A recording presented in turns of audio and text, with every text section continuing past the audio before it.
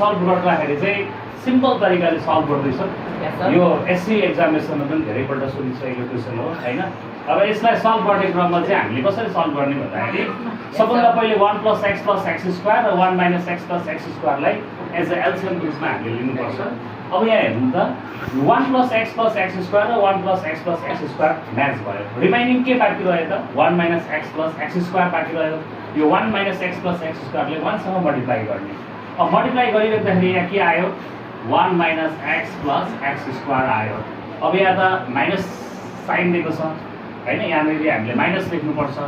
अब जब माइनस आउँछ त्यतिखेर के गर्नुपर्छ त ब्र्याकेट हाल्नुपर्छ हैन। त एक्सिडेन्ट हुन आँट्यो भने ब्रेक लगाउनुपर्छ हैन। अब माइनस आएपछि हामीले यहाँ के गर्नुपर्छ ब्र्याकेट हाल्नुपर्छ हैन। We have to take here bracket है। ब्र्याकेट हालिसकेपछि के हुन्छ त 1 - x + x² 1 - x + x² match भयो। यहाँ रिमाइनिङ के रह्यो 1 + x + x² बाँकी रह्यो, त्यसले 1 सँग मल्टिप्लाई गर्ने।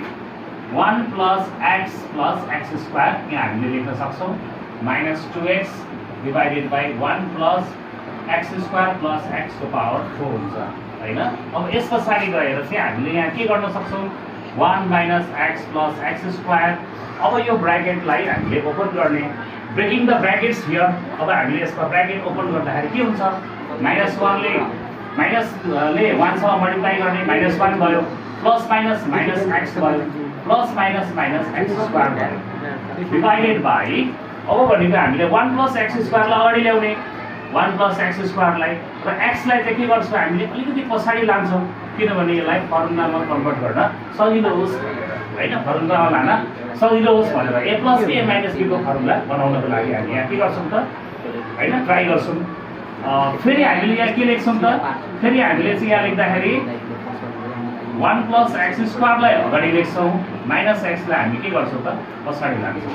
अब यो पछाडि लाने किनभने 1 + x² लाई अगाडि -x लाई पछाडि लगेपछि यहाँ के बन्छ a + b a - b भन्ने फर्मुला हामी यहाँ एप्लाई गर्न सक्छौँ। अब माथि के भयो त what is the condition of हैन, यो हाम्रो माथिको पार्टको कन्डिसन के भयो त यो x² र x² लाई कट गर्छौँ, प्लस माइनस क्यान्सल हुने भयो।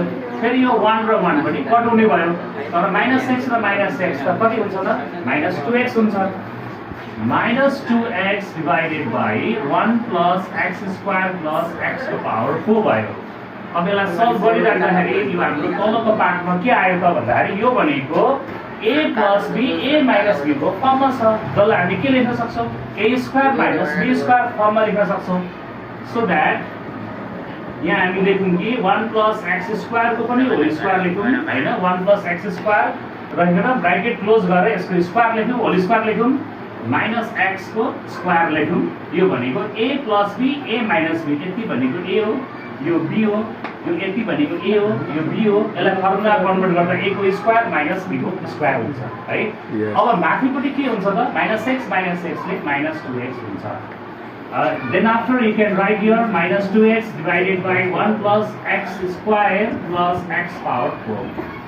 अब फेरि हामी यसलाई सल्भ गरेर हेर्छौँ, पक्कै पनि हामीले यो फाइन्ड आउट गर्न सक्छौँ कि एकचोटि ट्राई गरेर हेर्छौँ। -2x अघि पनि निकाल्न सक्छौँ हैन। र 1 + x² को पनि होल स्क्वायर भनेको a + b को होल स्क्वायर को सिम्पल फर्मुला युज गर्ने।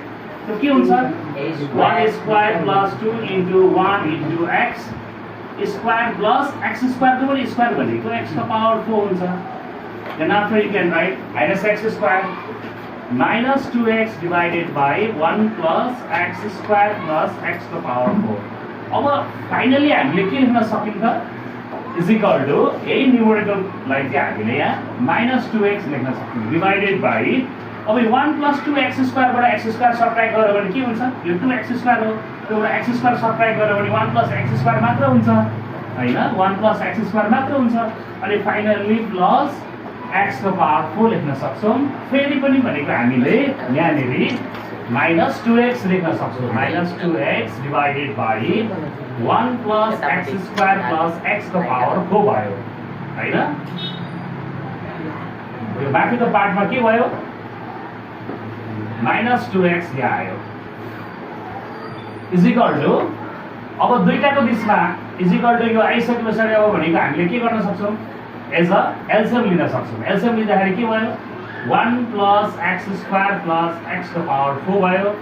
अब माथिपट्टि के छ, तलको जुन पार्ट एउटै छ, तलको पार्ट एउटै भइसके पछाडि यहाँ अगाडि इक्वल टु हुन्छ होइन। एउटै भइसकेपछि के हुन्छ, तलको जुन हाम्रो डिनोमिनेटर एउटै छ, एउटै भएपछि माथि के हुन्छ त -2x हुन्छ। अब भनेको हामीले finally you can write here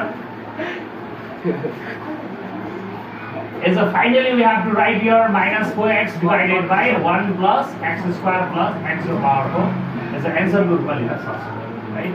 यो माथि के आयो त -4x आएको छ, -2x -2x -4 right? सर यति